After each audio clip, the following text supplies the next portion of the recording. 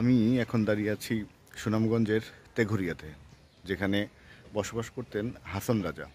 এই হাসন রাজার যে বসতভিটা ছিলেন, যেখানে উনি বসবাস করতেন, সেই বসতভিটায় আমরা ঘুরতে এসেছি। সামনে একটা জাদুঘর আছে, জাদুঘর পেরিয়ে বাম পাশ থেকে একটু এগিয়ে এলেই হাসন রাজার যে পুকুর পাড়ে বসে থাকতেন, যে ঘরে বসবাস করতেন, সেই জায়গাটা দেখা যায়। এখন যে বাসাটি আছে সেটা পাকা, যদিও উনি তখন এই পাকা ঘরে ছিলেন না।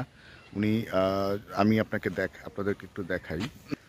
এখানে লেখা আছে যে এই ভিটের উপর দাঁড়িয়ে ছিল মরমী কবি হাসন রাজার ছন দিয়ে নির্মিত আটচালা একটি ঘর। এখানে বসেই তিনি গান রচনা করতেন।